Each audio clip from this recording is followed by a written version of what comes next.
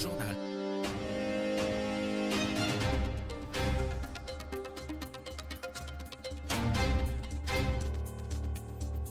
Le journal de 13h30 à la une de l'actualité, suspension de l'audience de l'affaire du complot contre la sûreté de l'État suite à des tensions dans la salle.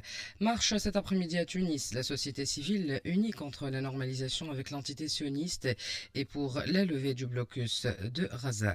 L'ONU dénonce l'impact sur les civils des frappes israéliennes ces dernières semaines sur la bande de Gaza. Le ministre des Affaires étrangères participe à partir d'aujourd'hui au 4e forum diplomatique d'Antalya. Une nouvelle technique chirurgicale révolutionnaire pour traiter l'obésité est dévoilée aujourd'hui à Sfax lors de la 4e édition du Congrès national de chirurgie bariatrique et des maladies métaboliques. La ville de Yasmine Hammamet accueille à partir d'aujourd'hui et jusqu'au 13 avril la 10e édition du Carnaval international placée sous le thème La joie de vivre. Météo, temps estival cet après-midi, température en légère hausse. Bonjour, une vive tension a marqué le début de la deuxième audience du procès de l'affaire dite du complot contre la sûreté de l'État ce vendredi au tribunal de première instance de Tunis, marqué par une forte présence de militants et de la société civile. Les avocats de la défense ont réclamé l'accès des familles des accusés à la salle d'audience tout en scandant des slogans appelant à un procès public. L'audience a été temporairement suspendue. Aux abords du tribunal, un dispositif sécuritaire important a été déployé. 40 personnes sont impliquées dans l'affaire dite du complot contre la sûreté de l'État, dont des politiques, avocats, hommes d'affaires. Les faits de cette affaire remontent au mois de février 2023 lorsqu'un certain nombre d'hommes politiques, de militants et de la société civile et d'avocats ont été arrêtés sur fond d'accusation de vouloir former une entente dans le but de conspirer contre la sécurité intérieure et extérieure de l'État. Parmi les personnes poursuivies figurent Aïssam Chebbi, secrétaire général du Parti républicain, Razi Chawichi, ancien ministre et militant politique, Jawhar Ben Barak, activiste politique, Abdelhamid Jlassi, ancien dirigeant du mouvement Nahda, Saïd Ferjeni, cadre de Nahda, Kamel Taïf, homme d'affaires, Bouchra Belhaj Ahmida, ancienne députée. Les familles des détenus avaient exprimé leur refus catégorique de tenir les audiences à distance. En effet, la coordination des familles des détenus politiques a demandé la diffusion en direct des audiences dans les médias publics afin de garantir la transparence totale du procès. Plusieurs activistes, organisations de défense des droits humains et composantes de la société civile ont publié des déclarations dénonçant la décision de tenir le procès à distance, la qualifiant de violation flagrante des principes d'un procès équitable. La présidence du tribunal de première instance de Tunis a justifié cette décision par l'existence d'un danger réel, décision qui concerne également les affaires pénales prévues en mars 2025 devant le pôle judiciaire antiterroriste. Une manifestation contre la normalisation avec l'entité sioniste est prévue cet après-midi, partant de Bab el-Khadra vers la place du Bardo, organisée par la Ligue tunisienne pour la tolérance. Ce mouvement se veut une occasion pour les militants de la société civile pour exprimer leur soutien inconditionnel à la résistance palestinienne et à la levée du blocus de Gaza visant l'entrée de nourriture, d'eau, de médicaments et lutter contre toute forme de normalisation avec l'entité sioniste. Mitoussi est militant de la société civile et membre de la Ligue tunisienne pour la tolérance au micro de la Jebel Amara. La Tunisie doit être dans une position de contestation contre la vague de normalisation avec l'État hébreu et qui concerne certainement quelques pays arabes. On va dénoncer donc cette agression sioniste qui est la guerre d'extermination quotidienne dans la bande de Gaza. La levée de blocus contre le Gaza, l'ouverture des points de passage pour une population sans défense. Donc on rejette toute forme de normalisation et nous soutenons bien la résistance palestinienne.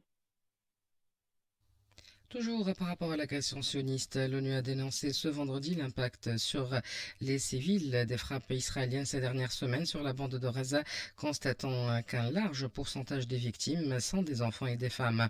Entre le 18 mars et le 9 avril, il y a eu environ 224 frappes israéliennes sur des immeubles résidentiels et des tentes pour déplacer, a indiqué le Haut Commissariat aux droits de l'homme dans un communiqué.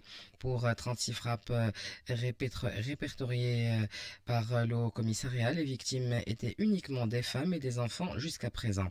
De son côté, l'Arabie saoudite a demandé ce vendredi que des pressions soient exercées pour assurer un flux régulier d'aide dans la bande de Gaza ravagée par la guerre après un blocus imposé par Israël sur l'entrée de fournitures humanitaires cruciales.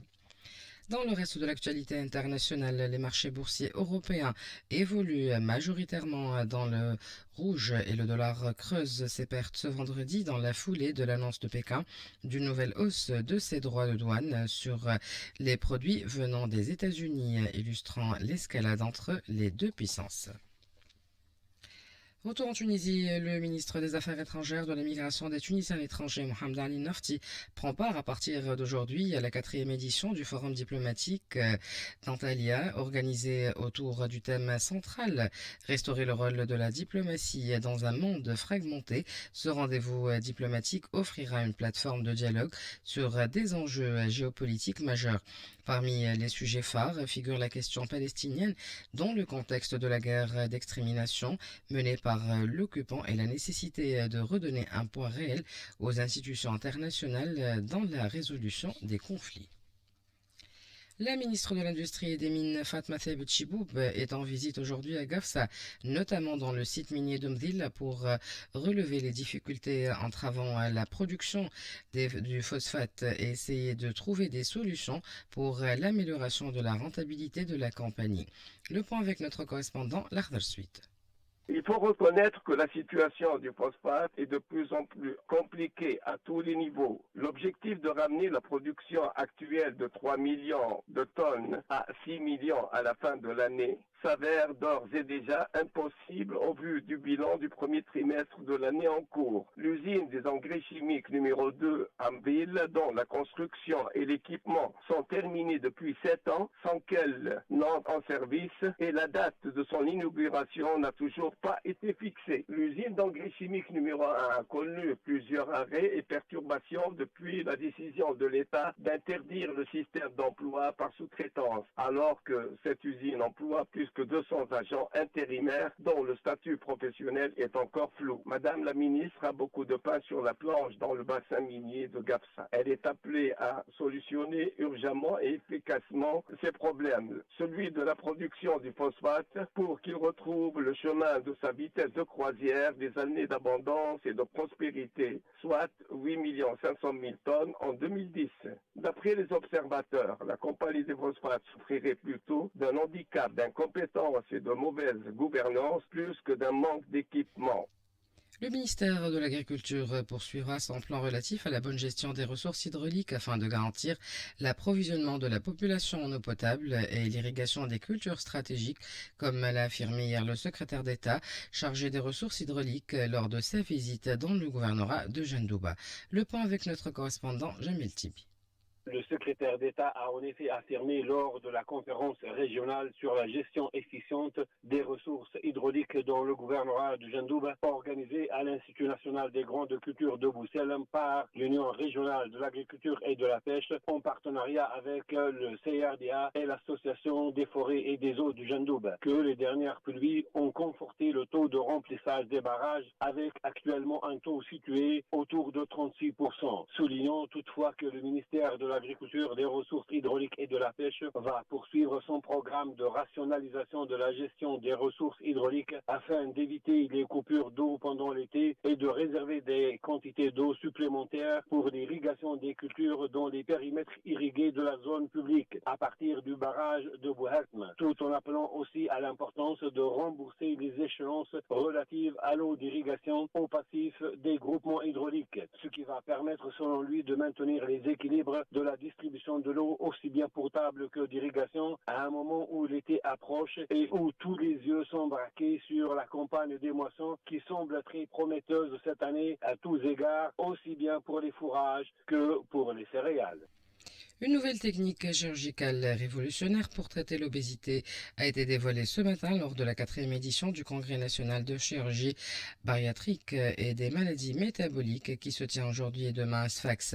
Fruit d'une collaboration entre des médecins tunisiens et des experts internationaux, cette innovation promet de résoudre les complications des techniques classiques comme la sleeve la sleeve et le bypass gastrique. Le congrès réunit des experts tunisiens et étrangers pour discuter des dernières avancées en chirurgie bariatrique, notamment les procédures correctives et les approches magnétiques.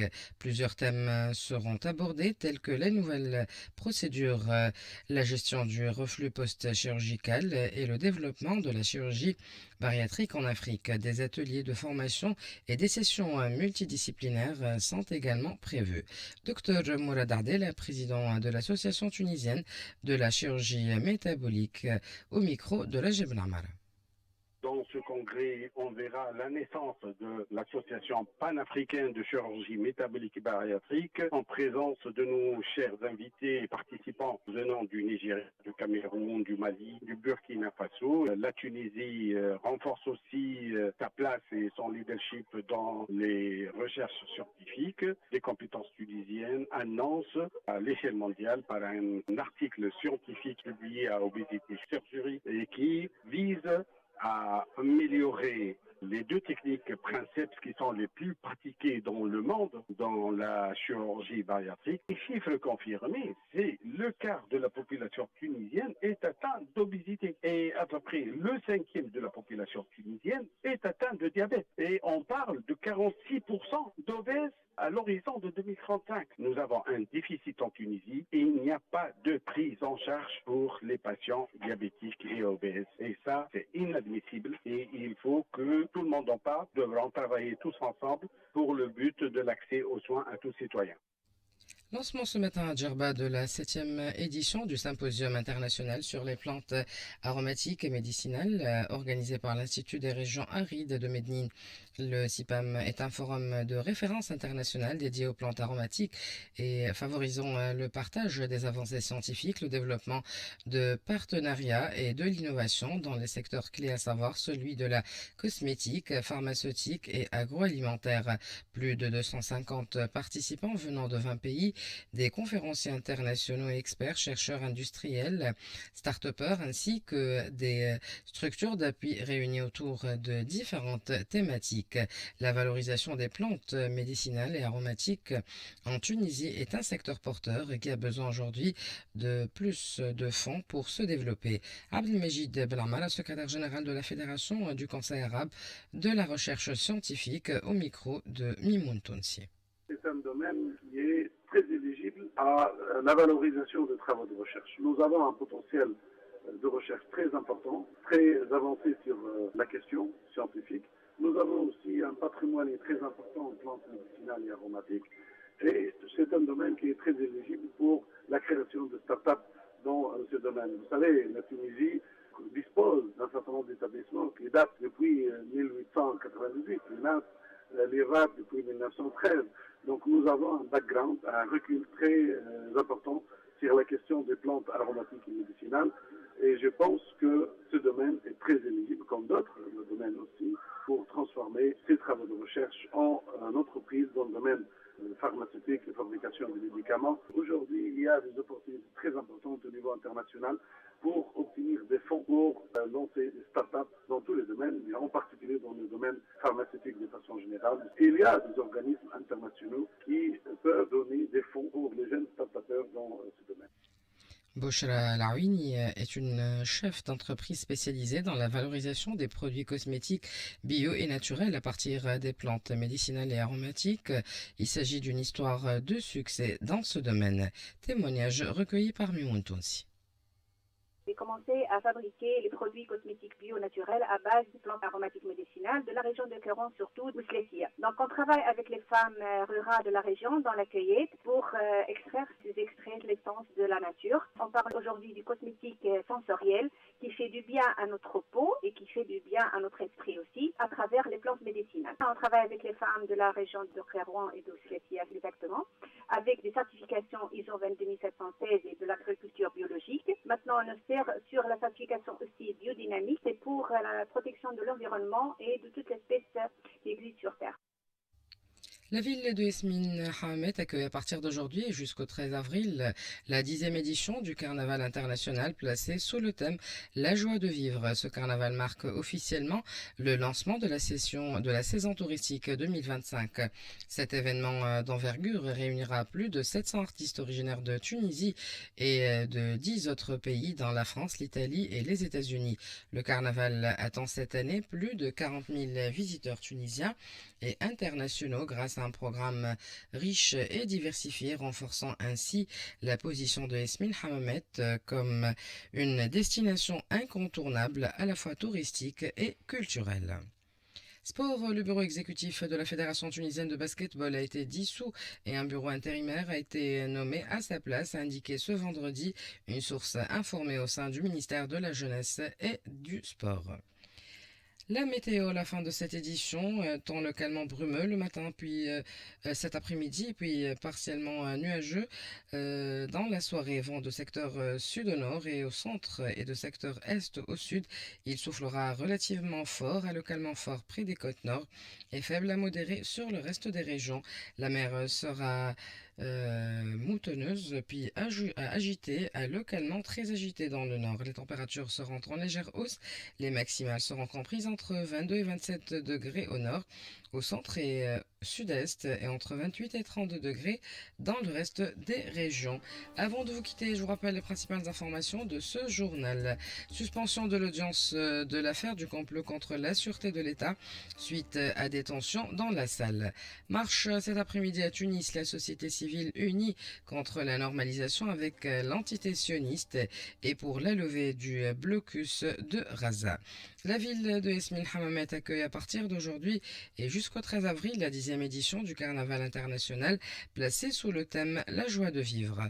Météo temps estival cet après-midi, température en légère hausse. Ainsi s'achève notre édition. Merci de l'avoir suivi. Merci à Kaiser Bouzrib et Rim Trabelsi pour leur précieuse collaboration technique. La rédaction vous donne rendez-vous à 15h pour un flash d'actualité. Restez à l'écoute de RTCI.